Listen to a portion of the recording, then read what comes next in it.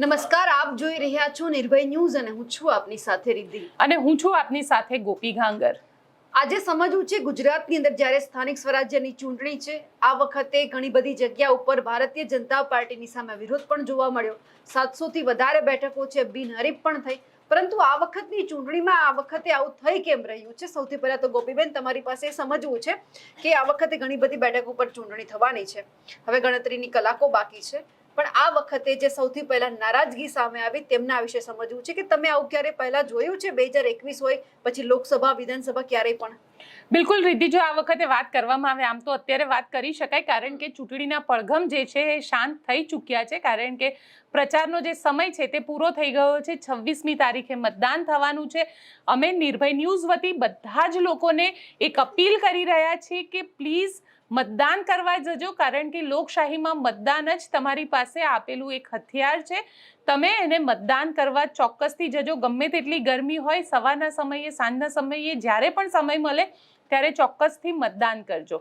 આ અમારી તમને અપીલ છે। પણ હવે જો વાત કરવામાં આવે રિદ્ધિ કે તમે કીધું કે વિરોધ કેમ આટલો બધો થઈ રહ્યો છે, તો મારા આટલા વર્ષના કેરિયરની અંદર મેં પહેલી વખત જોયું છે કે ભારતીય જનતા પાર્ટીના નેતાઓ જ્યાં જાય ત્યાં તેમનો વિરોધ કરવામાં આવે છે। અને મોટા ભાગે એવી ઘણી બધી સોસાયટીઓ છે કે જ્યાં આગળ તો ખબર પડે કે ભાજપની રેલી આવી રહી છે, ઝાંપા બંધ કરી દેતા હતા।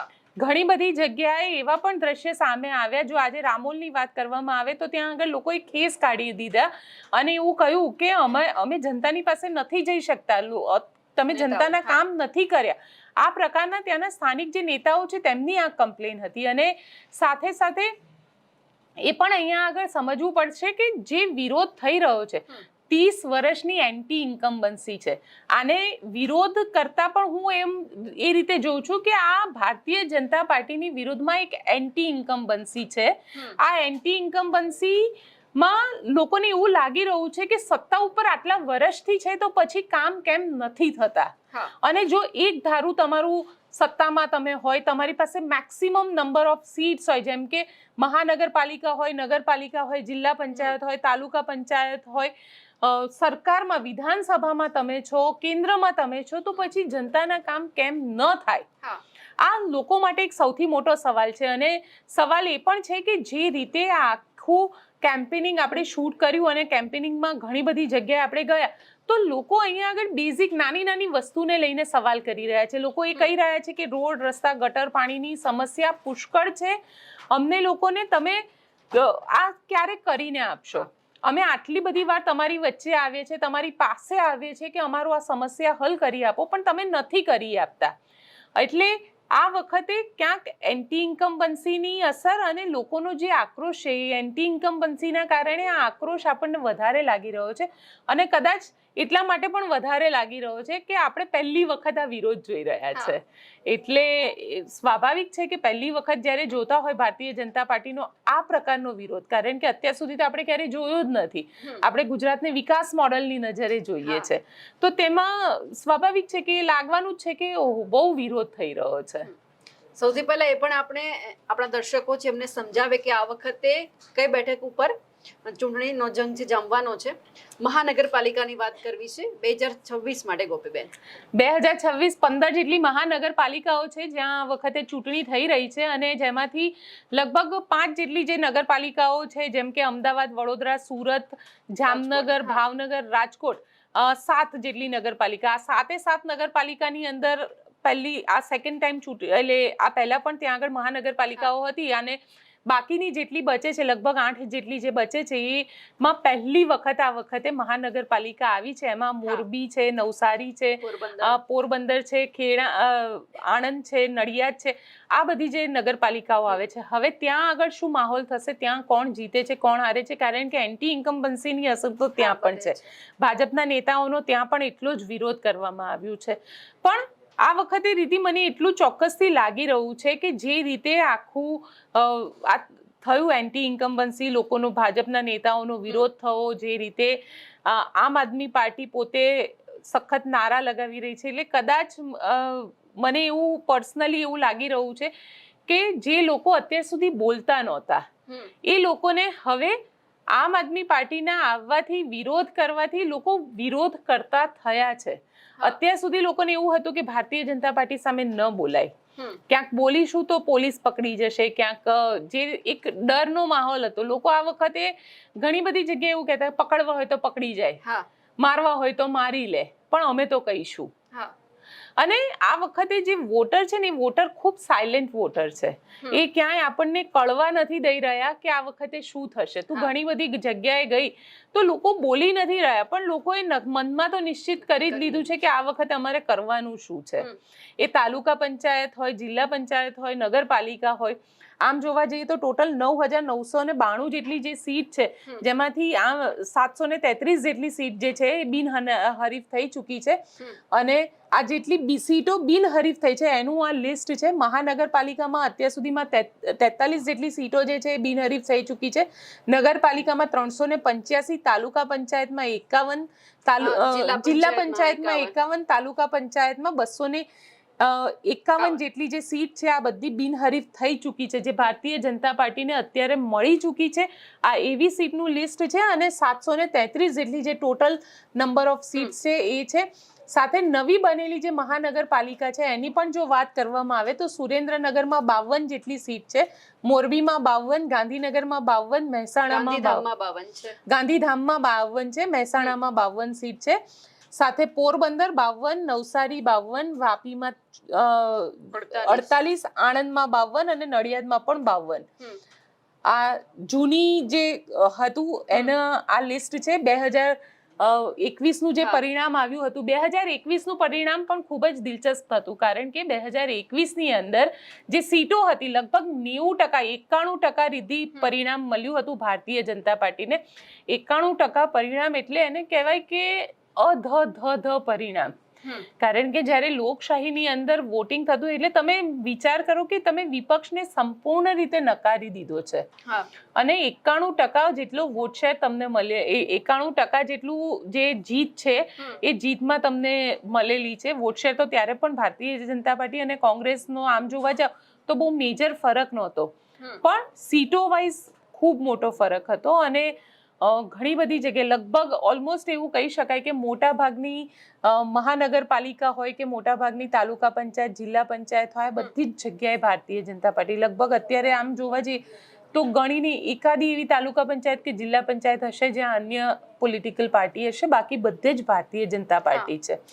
અને સૌથી મહત્વની વસ્તુ તો એ હતી કે એ વખતે જ્યારે 2021નો એ સમય હતો ત્યારે એઆઈએમઆઈએમ મેદાનમાં હતું. આ વખતે પણ એઆઈએમઆઈએમ મેદાનમાં છે, પણ આ વખતે એઆઈએમઆઈએમની એટલી જે અસર એ વખતે જોવા મળી હતી એટલી અસર ન હતી. આમ આદમી પાર્ટી પહેલી વખત ચૂંટણી લડી રહી હતી એટલે લોકો તેના ઉપર વિશ્વાસ કરવો ન કરવો એ પણ એક મોટો સવાલ હતો. એ પછી 2022ની ચૂંટણી આવી, 5 ધારાસભ્ય ચૂંટાઈને આવ્યા, એટલે લોકોનો જે વિશ્વાસ હતો આમ આદમી પાર્ટી ઉપર, જે ડગુમગુ હતો, એ વિશ્વાસ થોડો મજબૂત થયો એવું કહી શકાય. પણ ભારતીય જનતા પાર્ટી આમ જોવા જઈએ તો ભારતીય જનતા પાર્ટી સતત કામ કરી રહી હતી, સતત ભારતીય જનતા પાર્ટીની જીત થઈ રહી હતી.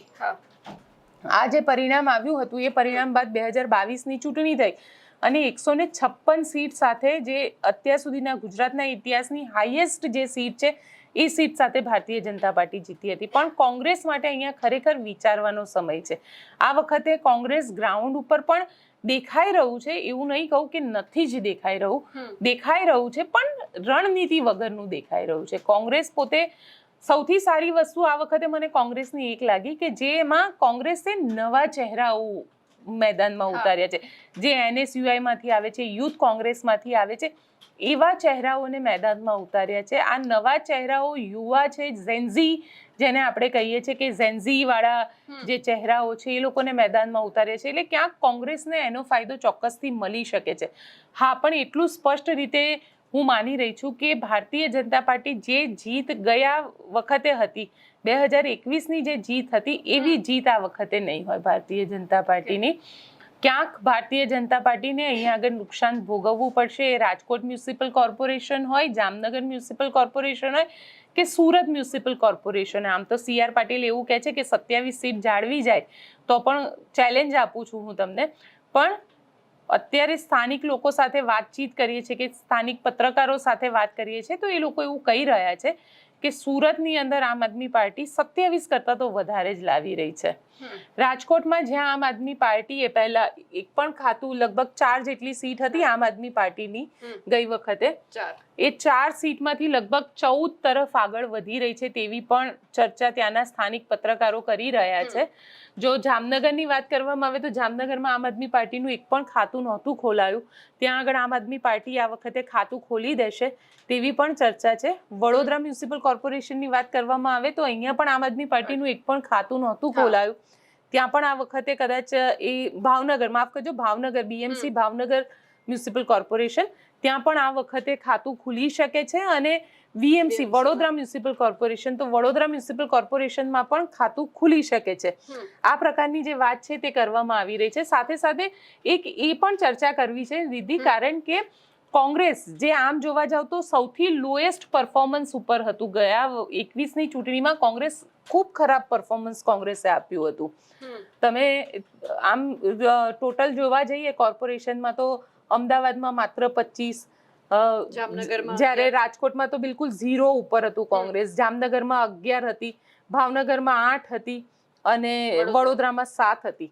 આ વખતે આ બધી પ્લસ માઇનસમાં 10ની આજુબાજુ ગણવામાં આવી રહી છે, કે અહીંયા આગળ પણ પ્લસ ગણવામાં આવી રહી છે, અહીંયા પણ પ્લસ ગણવામાં આવી રહી છે. આ બધી જે સીટ છે એમાં કોંગ્રેસ ક્યાંક પ્લસ થઈ શકે છે એવી વાત છે. અને કોંગ્રેસ જે રીતે વિરોધ આપણને જોવા મળી રહ્યો છે, આમ તો જોવા જઈએ ને તો આ જે 27ની માફ કરજો, જે રીતે 22ની વિધાનસભાની ચૂંટણીનું એક કેલ્ક્યુલેશન કરવામાં આવ્યું હતું અને 22ની વિધાનસભાની ચૂંટણીના કેલ્ક્યુલેશન પ્રમાણે એવું થતું હતું કે આમ આદમી પાર્ટીના જે વોટ શેર આવ્યા છે ગુજરાતની અંદર, એ કોંગ્રેસ અને ભાજપ આ બંનેના જે નારાજ વોટર્સ છે એ લોકોનો વોટ શેર છે. પણ આ વખતે એ નારાજગી વાળો જે વોટર છે, એટલે જેમ કે રાજકોટ વિસાવદરની અંદર આપણે જોયું કે કોંગ્રેસના ઉમેદવારને ખૂબ ઓછા વોટ મળ્યા હતા અને વન વે વોટિંગ જે છે એ કોંગ્રેસ અને આમ આદમી પાર્ટીના ગોપાલ ઇટાલિયાને થયું હતું. જો એ પ્રકારની આ વખતે સ્થિતિ થાય તો કદાચ આ બધા જ પરિણામો ફરી શકે છે. અને સ્થિતિ એવી પણ આવી શકે કે ઘણી બધી જગ્યાએ તાલુકા પંચાયત હોય, જિલ્લા પંચાયત હોય કે મહાનગરપાલિકા કે હોય, એની અંદર આમ આદમી પાર્ટી જે છે તે આવી શકે છે અને સારા નંબર્સથી સીટ સાથે આવી શકે છે. આ પ્રકારની ચર્ચા જે છે અત્યારે થઈ રહી છે. એક સમાજનું ફેક્ટર પણ સમજવું છે. આપણે જોઈએ કે છેલ્લી ઘડીનો જે પ્રચાર ચાલતો હતો સુરતની અંદર, જે કતારગામ છે, વરાછા છે, ત્યાં પણ આમ આદમી પાર્ટી અને ભાજપ બંનેની સભા હતી. ગોપાલ ઇટાલિયાનો રોડ શો હતો, ભૂપેન્દ્ર પટેલનો રોડ શો હતો, એટલે કે પાટીદાર ફેક્ટર છે એમને મનાવવા માટેનો પ્રયાસ થયો. આજે આપણે જોયું કે ભૂપેન્દ્ર પટેલ છે, એમનો રોડ શો હતો, જે ઇન્ડિયા કોલોની છે, ઠક્કરબાપા નગર છે, નિકોલ છે, આખો પાટીદાર ફેક્ટર છે, ત્યાં પણ એમણે પાટીદાર લોકોને રીઝવવા માટેના કર્યા. તો સમાજને આકર્ષવા પાછળનું આ કારણ શું છે? બિલકુલ સમાજ, કારણ કે જુઓ અત્યારે સમજવું એ જરૂરી છે કે જેટલા પણ સમાજ છે, સમાજમાં ધીરે ધીરે ભારતીય જનતા પાર્ટી વિકાસ મોડલમાં નહીં પણ સમાજમાં વહેંચાઈ ગઈ. ભારતીય જનતા પાર્ટી નરેન્દ્રભાઈ અહીંયા હતા ત્યારે એમને શું કર્યું હતું કે સમાજ નહીં વિકાસને મહત્વ આપો. હવે વસ્તુ એ આવી કે વિકાસની સમાજને મહત્વ આપો. કોળી સમાજ તમારો આવે તો તમારે પરસોત્તમ સોલંકીને મેદાનમાં ઉતારવા પડે છે, હીરા સોલંકીને મેદાનમાં ઉતારવા પડે છે. પાટીદાર સમાજ તમારો આવે તો તમારે જીતુ વાઘાણીને મેદાનમાં ઉતારવા પડે છે. બીજી બાજુ હર્ષ સંઘવી છે, હર્ષ સંઘવીને જવાબદારી આદિવાસી વિસ્તારની આપવામાં આવી છે, પરંતુ આદિવાસી વિસ્તારમાં જઈને આદિવાસીઓની વાત કેટલી કરવામાં આવે છે એ પણ અહીંયા આગળ સૌથી મોટો સવાલ ઊભો થઈ રહ્યો છે. અને જે રીતે સમાજમાં બધા જ વહેંચાઈ ગયા છે, ઠાકોર સમાજની વાત કરવામાં આવે તો ઠાકોર સમાજની અંદર ઠાકોર નેતાઓ કેમ્પેનિંગ કરી રહ્યા છે. આમ જોવા જઈએ તો કેમ્પેનિંગ ઠાકોર નેતાઓ કરી રહ્યા છે તેની સાથે વાંધો ન હોય, પણ વોટર જે છે ને એ સમાજના ઉમેદવારને અહીંયા આગળ વોટ આપી રહ્યો છે, એ કોઈ પાર્ટીને વોટ નથી આપી રહ્યો. એટલે સ્થિતિ એવી છે કે ભૂપેન્દ્રભાઈ જે રીતે ગઈકાલે ત્યાં આગળ કતારગામને એ આખો જે વિસ્તાર છે, જે વિસ્તાર માટે એવું કહેવાતું હતું કે ભાઈ આમ આદમી પાર્ટી જ્યાં આગળ CR પાટીલે ચેલેન્જ આપી દીધી હતી કે 27થી વધારે લઈને આવો, પણ આમ આદમી પાર્ટીએ છેલ્લા 4 દિવસથી જે રીતે સતત જેને કહેવાય ને કે આમ સતત કેમ્પેનિંગ કરી રહી છે અને એ કેમ્પેનિંગના કારણે જે ભીડ આવી રહી છે, જે વિડીયો સામે આવી રહ્યા છે, એણે ચોક્કસથી બીજેપીને ચિંતામાં મૂકી દીધી છે. બીજેપીને ક્યાંક ને ક્યાંક એટલું ચોક્કસ લાગી રહ્યું છે કે જે પાટીદારોનો આખો વિસ્તાર છે, જે વરાછાવાળો વિસ્તાર છે, કે આ બાજુ યોગી ચોકવાળો વિસ્તાર આવે, કે સરથાણાવાળો જે વિસ્તાર આવે છે, આ બધા જ વિસ્તારની અંદર પાટીદારોનું પોપ્યુલેશન છે અને પાટીદારોના પોપ્યુલેશનની અંદર આમ આદમી પાર્ટી સતત કેમ્પેનિંગ કરી રહી છે, સતત આગળ વધી રહી છે. એ લોકોને રોકવા હોય તો પછી તમારે પાટીદારનો તોડ પાટીદાર જ મળી શકે. એટલે મુખ્યમંત્રીને ત્યાં આગળ બોલાવવામાં આવ્યા હતા અને મુખ્યમંત્રી દ્વારા, કારણ કે એવું માનવામાં આવે છે કે ભારતીય જનતા પાર્ટીમાં મુખ્યમંત્રીના રોડ શોનો સુરતની અંદર કોઈ શિડ્યુલ નહોતું. અચાનક જ આ શિડ્યુલ નક્કી કરવામાં આવ્યું, ત્યાં રોડ શો રાખવામાં આવ્યો અને ત્યાં આગળ મુખ્યમંત્રીની સભા યોજવામાં આવી. કારણ કે એક તરફ આમ આદમી પાર્ટી સતત જ્યારે બોમ્બાર્ડિંગ કરતું હોય કેમ્પેનિંગનું, ત્યારે ભારતીય જનતા પાર્ટી પણ શાંત તો ના જ બેસે.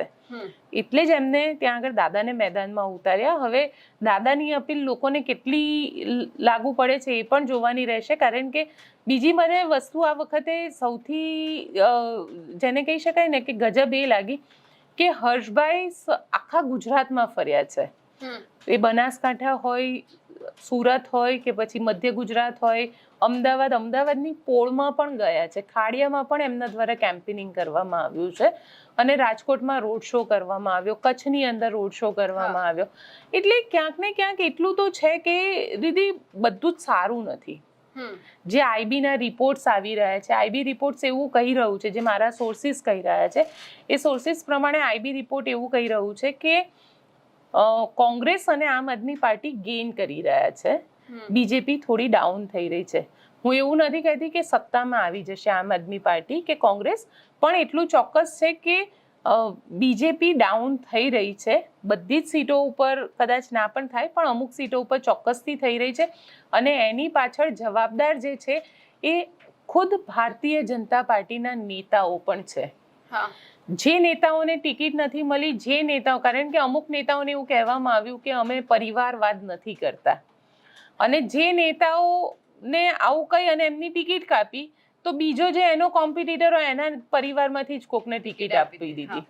એટલે ભાજપના નેતાને એવું લાગવા લાગ્યું કે સાલું મારા માટે પરિવારવાદ ને આના માટે કશું જ નહીં. અને બબાલ ત્યાંથી જ શરૂ થઈ. રાજકોટનો કિસ્સો તમને કહું. રાજકોટની અંદર જે શુકલ કરી, ચિમનભાઈ શુકલના દીકરા છે, એમને ટિકિટ આપવામાં આવી અને સવારમાં જઈને એમને, કારણ કે ત્યાં આગળ જે શૈલેષભાઈ છે, શૈલેષભાઈ તો મંચ પર બેસી ગયા હતા, ફોન ઉપર વાત કરી રહ્યા હતા અને અચાનક જ એમને કોકનો ફોન આવ્યો ને એમને નીચે ઉતારી દેવામાં આવ્યું. હવે વિચાર કરો કે વ્યક્તિ થોડુંક હવે કેમ્પેનિંગ કરશે. એ પોતે તો કોઈને મોઢું બતાવવાને લાયક ના રહે કે જ્યારે આ પ્રકારે, કે આજે રાજનીતિ છે ને સમાજમાં એક સિમ્બોલિક સ્ટેટસ તરીકે જોવામાં આવે છે કે આ ભાજપના કોર્પોરેટર છે, આ પાર્ટીના કોર્પોરેટર છે, આમને આ રીતનું છે. હવે એ જ્યારે આ પ્રકારની સ્થિતિ ઊભી થાય છે ત્યારે એ વ્યક્તિ કઈ રીતે લોકોને ફેસ કરશે કે જોઈ તમારી ટિકિટ કાપી નાખી, જે પાર્ટી માટે તમે આટલા વર્ષ કામ કર્યું, મહેનત કરી, જે પાર્ટીના પાયામાં તમે લોકો રહ્યા, એ જ પાર્ટીએ તમારી ટિકિટ કાપી નાખી. એટલે આપણે ત્યાં લોકો પણ સંભળાવવામાં તો બાકી રાખતા જ નથી. એટલે ક્યાંક ને ક્યાંક એટલું તો સ્પષ્ટ છે કે જે રીતે આખું અત્યારે ચાલી રહ્યું છે, ભાજપ જ ભાજપને હરાવશે તેવી એક ચર્ચા છે. રાજકોટની અંદર ભાજપના ઘણા બધા નેતા એવા છે જે નારાજ ચાલી રહ્યા છે. વિજયભાઈની આખું જે યુનિટ છે એ અત્યારે બિલકુલ સાઈડ થઈ ગયું છે. તમને અંજલિબેન કેમ્પેનિંગમાં દેખાતા હશે, પણ જે રીતની મહેનત થવી જોઈએ એ નથી થતી. એટલે એ પણ એક છે. મોરબીની અંદર વાત કરવામાં આવે તો મોરબીમાં તો લિટરલી ભાજપના બે ભાગ જોવા મળ્યા, એક કાંતિ અમૃતિયાનો ભાગ અને એક બીજા નેતાનો ભાગ. અને આ તો બબાલ જબરજસ્ત ચાલી રહી છે ત્યાં આગળ મોરબીની અંદર. આવી જ બબાલ જોવા જઈએ તો આપણને ક્યાંક ને ક્યાંક આ જ બબાલ વિસાવદરની અંદર, વિસાવદરનો ભેસાણ જે છે, ભેસાણમાં ત્યાં આગળ ભૂપત ભાયાણીને ટિકિટ આપી છે. હવે ભૂપત ભાયાણીને જ્યારે ટિકિટ આપી છે ભારતીય જનતા પાર્ટીએ, તો ભૂપત ભાયાણીને તો પહેલેથી જ આ લોકો આમ આદમી પાર્ટી વાળા ગદ્દાર કહેતા હતા. જ્યારે ફરીથી ચૂંટણી લડવાની હતી અને કિરીટ પટેલ સામે, ત્યારે એવું કહેવાય છે અને ત્યાંના લોકો પણ એવું માને છે કે ભૂપત ભાયાણીએ પૈસા લઈને કિરીટ પટેલને ટિકિટ વહેંચી દીધી. હવે ભેસાણની અંદર જ્યારે પોતે આવશે ચૂંટણીના મેદાનમાં તો લોકો બહુ જ સમજે છે. ખાસ કરીને જે જનતા છે ને એ બધું જ જાણે છે. બસ જનતા માટે સૌથી મહત્વનો વાત એ હોય છે કે એમને એક સારો ઓપ્શન મળવો જોઈએ. જો એક સારો ઓપ્શન મળતો હોય છે ને તો જનતા ક્યારેય આવા નેતાઓ પાસે નથી જતી. આવી સ્થિતિ ભાવનગરમાં અત્યારે જોવા મળી રહી છે. ભાવનગરમાં છેલ્લા દિવસોમાં ખુદ જીતુ વાઘાણીએ સામે પડીને હીરા સોલંકીને ને પરસોત્તમ સોલંકીને બોલાવવા પડ્યા કે તમે આવો, કારણ કે એમના વિસ્તારની અંદર તો લગભગ 40-50 હજાર જેટલા કોળી વોટ છે. હવે જો આ કોળી વોટ અહીંયા આગળ ડેમેજ થાય અને ત્યાં સામે કોંગ્રેસે ટિકિટ પણ કોળીને આપેલી છે અને લાલબા ગોહિલવાળું જે આખું થયું, તો લાલબા ગોહિલવાળો જે આખો કિસ્સો બન્યો ને એના કારણે લોકોને પણ એવું લાગ્યું કે સાવ આવું પોલીસનો આવી રીતે ઉપયોગ કરવાનો, જે રીતે ઉમેદવારોને કિડનેપ કરવામાં આવ્યા, જે રીતે લાલચ આપવામાં આવી, લાખો રૂપિયાની ઓફર કરવામાં આવી, જનતાને આ નથી ગમતું. જનતાને એ ગમે છે કે ચલો અમારા માટે કોઈક લડી રહ્યું છે, તમે એને ચૂંટણી તો લડવા દો. હારી જશે એ બહુ અલગ વસ્તુ છે. જો કોંગ્રેસ આ જે 733 સીટ હતી, જો આ 733 સીટ ઉપર માની લો કે એક પણ બિનહરીફ ન થઈ હોત અને ચૂંટણી લડ્યા હોત અને ભારતીય જનતા પાર્ટી જીતી ગઈ હોત તો જનતાને એની સાથે કોઈ પ્રોબ્લેમ નહોતો. પણ જે રીતે બિનહરીફ કરાવવા માટે ધમકી આપવામાં આવી, ઘણા બધા નેતાઓ સામે આવે કે મારા છોકરાને આવું કહે છે, તો એ બધી વસ્તુ ખૂબ અહીંયા આગળ બધાને તકલીફ કરી છે કે આટલું તો આ હદ સુધી તો ના હોય. એ પણ સમજવું છે કે ઘણી બધી જગ્યા ઉપર ખુદ નેતાઓ જે ધારાસભ્ય છે મેદાનમાં આવ્યા, મતદારોને ધાકધમકી આપતા નજરે પડ્યા. બિલકુલ. ભગા બારડનું એક નિવેદન હતું કે જો તમે ભાજપને મત નહીં આપ્યા તો એ સમજો કે તમારા માટે હંમેશા મારા ઘરના દરવાજા બંધ. મિતેશ પટેલ આવ્યા. એટલે જો એક વસ્તુ છે કે ભાજપના નેતાઓને એવું લાગવા લાગ્યું છે કે અમે સત્તામાં છીએ એટલે અમે બધું જ છીએ, અમે કંઈ પણ કરી શકીશું. આ ભાજપના નેતાનો અહંકાર બોલી રહ્યો છે. મિતેશ પટેલે કહી દીધું હું કોઈને ગ્રાન્ટ નહીં આપું જો કોંગ્રેસને વોટ આપ્યો તો. અરે ભાઈ, તમે લોકશાહીમાં જીવી રહ્યા છો. લોકશાહીમાં કોઈને પણ વોટ આપવાનો અધિકાર છે અને એ અધિકાર તમે છીનવવા વાળા કોણ છો? અને તમે એવું કઈ રીતે? અને સૌથી મહત્વની વસ્તુ તો એ છે કે જે પૈસાની ગ્રાન્ટની વાત તમે કરી રહ્યા છો એ ગ્રાન્ટ તો મારા ટેક્સના પૈસા છે ભાઈ. એ પૈસા કઈ તમે તમારા ઘરેથી લઈને નથી આપતા કોઈને, એ તારા મારા જેવા લાખો લોકોના ટેક્સના પૈસા છે. તો કઈ રીતે એવું કહી શકે કે ભાઈ મેં આ કરેલું, કે તમારે કોંગ્રેસને વોટ આપો તો મારે ત્યાં નહીં આવવાનું? મને તો સવાલ એ પણ ઊભો થઈ રહ્યો છે કે જે વખતે મિતેશ પટેલે આ પ્રકારનું નિવેદન આપ્યું ત્યારે ભારતીય જનતા પાર્ટીના સિનિયર નેતાઓ ત્યાં બેઠા હતા. એ લોકો એમને રોકવા જોઈતા હતા કે ભાઈ આ નિવેદન આવું ન હોઈ શકે.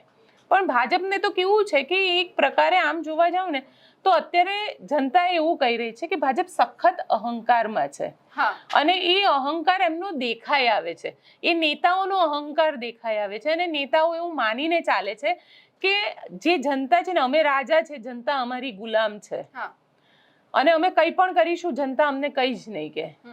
પણ આ ભારતીય જનતા પાર્ટીના નેતાઓને એ પણ કહી દઉં કે હવે એ સમય નથી રહ્યો. જનતાની વચ્ચે જાઓ, જનતાના કામ કરો, નહીતર આ જ જનતા તમને ક્યારે કાઢી મૂકશે ને એનો તમને અંદાજ પણ નહીં આવવા દે.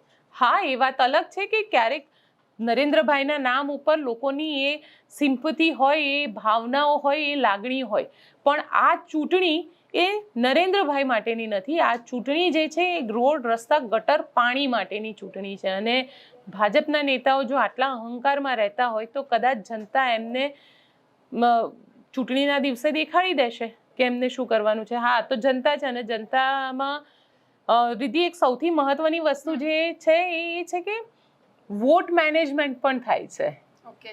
આ વોટ મેનેજમેન્ટ જે છે ને એ બહુ સારી રીતે ભારતીય જનતા પાર્ટીને આવડે છે. આજે જ હું કોકની સાથે વાત કરી રહી હતી, બહુ વરિષ્ઠ પત્રકાર હતા, એમને મને એવું કીધું કે ભાજપને ખબર છે કે કયા વોટર અમારા છે અને અમારા વોટરને બૂથ સુધી કઈ રીતે પહોંચાડવાના છે. માની લે કે મારી જે સોસાયટી છે એ સોસાયટીમાં એમને ખબર છે કે 100 લોકોની સોસાયટી છે, 100માંથી 90 ભારતીય જનતા પાર્ટીના છે અને 10 કોંગ્રેસના વોટ છે, તો એ લોકો એ 100 ને ચોક્કસથી વોટિંગ બૂથ સુધી પહોંચાડશે. એ એમનું વોટિંગ મેનેજમેન્ટ છે જે અન્ય પાર્ટી નથી કરી શકતી. એ કોંગ્રેસ પણ નથી કરી શકતી. આમ આદમી પાર્ટી થોડું થોડું કરવાનો પ્રયત્ન ચોક્કસથી કરે છે, પણ આમ આદમી પાર્ટી પણ એ વોટિંગ મેનેજમેન્ટ નથી કરી શકતી. તમે જોવો અત્યારે ચિઠ્ઠી આવી ગઈ છે ઘરે કે તમારે આ તારીખે આ બૂથમાં આ જગ્યાએ આ રૂમ નંબરમાં વોટ આપવા જવાનું છે. એ ચિઠ્ઠી દરેક પાર્ટીના પોતાના સિમ્બોલ સાથે આવે કે તમારે અહીંયા આગળ વોટ આપવા જવાનો છે. મારા ત્યાંની જો વાત કરવામાં આવે, અમદાવાદ સિટીની વાત કરવામાં આવે તો ભાજપની ચિઠ્ઠી આવી ગઈ છે, પણ કોંગ્રેસ વાળા પણ આપવા જોઈએ ને, કારણ કે વોટિંગ તો હું કોઈને પણ આપી શકું. તો એ તો એક સિમ્પલ ચિઠ્ઠી છે કે તમારું અહીંયા આગળ જવાનું ને અહીંયા આગળ આ બૂથની અંદર તમારું અહીંયા વોટિંગ છે, તમે પ્લીઝ મતદાન કરવા જજો. આવી માત્ર ભાજપ કરે છે, પણ કોંગ્રેસ નથી કરતું, ના આમ આદમી પાર્ટી કરી રહ્યું છે. એટલે ભાજપનો જે પાયાનો કાર્યકર છે ને, એ જો એક્ટિવ થઈ જશે ને તો આ જ પરિણામ આપણને ફરીથી 2026માં જોવા મળશે. જો એ પાયાનો કાર્યકર એક્ટિવ નહીં થાય ને ગામડાઓમાં, ઘણી બધી જગ્યાએ, ઘણી બધી શહેરોની સીટો ઉપર, તો કદાચ આપણને પરિણામ અલગ જોવા મળી શકે. અમને સાથે સાથે આદિવાસી વિસ્તારની ચર્ચા કરવી છે. હર્ષભાઈ સંઘવી છે પ્રચારમાં ગયા હતા. હવે જ્યારે ચૂંટણી માટે એક દિવસ આડો હતો એટલે ચેતર વસાવા છે દેડિયાપાડામાં જવા માટેની મંજૂરી આપી. ભલે હોય કે ના હોય, પણ એમનો પ્રચાર તો ચાલુ જ હતો, એમના કાર્યકર્તા કામ કરતા હતા. બીજી તરફ મનસુખ વસાવા કે જેમણે પોતાની દીકરી માટે ટિકિટ માંગી હતી, ભલે કહેતા હોય કે પરિવારવાદ ન થાય એટલે મને ટિકિટ નહીં આપી, પણ વસવસો બધાને હોય. 2022માં ટિકિટ બંને માંગી હતી, તેમ છતાં ન આપી, આવું મનસુખ વસાવાએ સ્વીકાર્યું છે. આ વખતે દીકરી માટે માંગી ન આપી અને વાત કરી દીધી કે 2029માં મારે નથી લડવું. તો અંદર ખાને તો એવું હોય ને કે વર્ષોથી મહેનત કરું છું કે મારા પરિવારને પણ કંઈક મળે. બિલકુલ, મનસુખ વસાવા જેવા તો અઢળક કાર્યકર્તાઓ છે કે જેને એવું છે કે મારા પરિવારના લોકોને ટિકિટ મળે. હવે હું રિટાયર થઈ રહ્યો છું તો મારા પરિવારમાંથી કોઈ એક આવે, અને જેને ભારતીય જનતા પાર્ટી પરિવારવાદ તરીકે ઓળખવામાં આવે છે. અને ભારતીય જનતા પાર્ટીનો આ પરિવારવાદ પણ છે ને એક કન્વિનિયન્ટલી કરેક્ટ વાળો પરિવારવાદ છે. એમને યોગ્ય લાગે એને ટિકિટ આપે, એમને યોગ્ય ન લાગે એને ટિકિટ ન આપે. એટલે જો માની લઈએ કે કદાચ કોઈ એક નેતાના દીકરાને ટિકિટ આપવાથી એમને એવું લાગતું હોય કે આ જીતી શકે છે, તો ત્યાં એમનો પરિવારવાદ નથી આવતો. પણ જો અન્ય નેતાના દીકરાને ટિકિટ આપવાની વાત આવે તો એમ કહી દેશે કે અહીંયા આગળ પરિવારવાદ આવે છે. પણ આદિવાસી વિસ્તારની તમે જે વાત કરી અને મનસુખ વસાવાની વાત કરી, મનસુખ વસાવા આજે પણ એ જ રીતે લડી રહ્યા છે. આજે પણ મનસુખ વસાવા માટે આદિવાસી સમાજમાંથી કોઈ એવો નેતા નથી જે મનસુખ વસાવાને ખોટું શબ્દ કે અપશબ્દ કહેતો હશે. મનસુખ વસાવાએ આદિવાસી સમાજ માટે જે કામ કર્યું છે એ ઘણી બધી વખત પાર્ટી સાથે લડી ઝઘડીને પણ કર્યું છે. પોતાના કેરિયરનો વિચાર ના કરી આનંદીબેનને એ વખતે પત્ર લખ્યો હતો અને પછી એમનું મંત્રીપદ ગયું હતું. આ પ્રકારની પણ એમને લડાઈ આપેલી છે. એટલે મનસુખ વસાવા જે છે ને એ સતત લડતો માણસ છે અને ભાજપમાં આ પ્રકારના લોકોની ખરેખર જરૂર છે. પણ ખેર, આ ભારતીય જનતા પાર્ટી છે અને એમના જે કહેવાય છે કે ભાઈ એ શિસ્તમાં રહેનારી પાર્ટી છે, પણ આ વખતે ભારતીય જનતા પાર્ટીનું ઘણું બધું શિસ્ત જે છે એ કાર્યકર્તાઓએ કાઢી નાખ્યું છે. બોલતા થયા છે કાર્યકર્તાઓ સામે નેતાઓને પૂછતા થયા છે, અને સ્થિતિ એવી ઉદ્ભવી જાય છે કે નેતાઓ પાસે એના જવાબ પણ નથી હોતા, એટલે નેતાઓએ ત્યાંથી નીકળી જવું પડે છે. અને સાથે એક વાત એ પણ સમજવી છે કે આ વખતે ભારતીય જનતા પાર્ટીએ ઝેન્ઝી અને જે ઇન્ફ્લુએન્સર છે એમને ટિકિટ આપી છે. એમને એવું લાગે છે કે આ લોકોને મેદાનમાં ઉતારીશું, સોશિયલ મીડિયા ઉપર સારા ફોલોઅર્સ છે તો ક્યાંક પ્રજા છે એમને મત આપશે. એવું હોય ખરેખર? આમ જોવા જઈએ તો એવું હોતું નથી. સોશિયલ મીડિયા ઉપર ફોલોઅર્સ તો આપણા પણ 7 લાખ છે. એનો મતલબ એવો નથી થતો કે મને મારા ઘરના પણ વોટ આપે, એટલે મને મારા ઘરના બી વોટ ના આપે જો હું ચૂંટણીમાં ઊભી રહું તો. એટલે એવું નથી હોતું કે સોશિયલ મીડિયા ઉપર તમે છો અને એટલે જ તમને ટિકિટ આપવામાં આવી છે. તમે કેટલા કામ કર્યા છે, લોકો માટે કેટલા મદદગાર સાબિત થયા છો, અને જનતાની વચ્ચે તમે અડધી રાત્રે ઊભા રહો છો કે નહીં, એ જ મહત્વની વાત છે. અને આ આખી ચૂંટણી જે છે ને રોડ, રસ્તા, ગટર, પાણીની, એમાં માત્ર લોકોની વાસ્તવિક જે રિક્વાયરમેન્ટ હોય છે ને એ આટલી જ હોય છે કે મારે ત્યાં આજે પાણી નથી આવ્યું, પાણીની પાઇપલાઇન તૂટી ગઈ છે, કે મારે ત્યાં ગટરની પાઇપલાઇન તૂટી ગઈ છે, કે મારે ત્યાં રોડ રસ્તો નથી, સ્ટ્રીટ લાઇટો બંધ છે અમારે ત્યાં. આનાથી વધારે કોઈ સમસ્યા હોતી નથી ને કોર્પોરેટરે આ જ મુખ્ય કામ કરવાનું હોય છે. કે બહુ તો એમ કે અમારે ત્યાં પેલા બ્લોક નાખવાના છે, કે અમારે ત્યાં 2 બાકડા મૂકવાના છે. જો બ્લોક નાખવામાં અને બાકડા મોકલાવવામાં તો કોર્પોરેટરો A1 છે. એ એટલા માટે છે કેમ કે એમાંથી એમને કમિશન મળે છે, એમાંથી એમનો ભ્રષ્ટાચાર થઈ શકે છે. એટલે તમે કોઈ પણ ફોન કરે ને કે મારે બાકડા મુકાવવાના છે, એટલે કોર્પોરેટર કે કાલે આવી જ જશે તમારે ત્યાં. કેમ કે બાકડા 5 મૂકે, બિલ 10 નું જાય અને કોઈ ચેક કરવા નથી જતું, કારણ કે બધાને ફ્રીમાં મળી રહ્યા છે, એટલે લોકોને પણ એમાં રસ નથી. 5 મૂક્યા છે કે 10 મૂક્યા છે. બ્લોક નાખે છે તો એ બ્લોક કેટલા નાખે છે એની બી કોઈ ગણતરી નથી હોતી. એટલે ક્યાંક જેને કહેવાય ને કે આ ચૂંટણી આ બધી વસ્તુ માટેની ચૂંટણી છે. આ ચૂંટણીમાં તમે એમ કહો કે ભાઈ તમે વોટ આપો ને પ્રધાનમંત્રીના હાથને મજબૂત કરો, તો એવું નથી. આ ચૂંટણી એ વિધાનસભાની ચૂંટણી છે, જ્યાં આગળ સીધી અસર કેન્દ્રને પડે છે, તમારી રાજ્યમાં સરકાર હોય તો. એટલે જોઈએ હવે આપણે તો લોકોને ખાલી એટલી જ અપીલ કરીશું રીતિ કે મતદાનના દિવસે ચોક્કસથી જજો મત આપવા માટે. અને 28મી તારીખે ચૂંટણીનું જ્યારે પરિણામ આવે ત્યારે સવારથી જ નિર્ભય ન્યૂઝની સાથે જોડાયેલા રહેજો. તો અત્યારે મને ને રીતિને રજા આપો. નમસ્કાર. અમારી ચેનલ નિર્ભય ન્યૂઝને લાઈક, શેર અને સબસ્ક્રાઇબ કરવાનું ભૂલશો નહીં.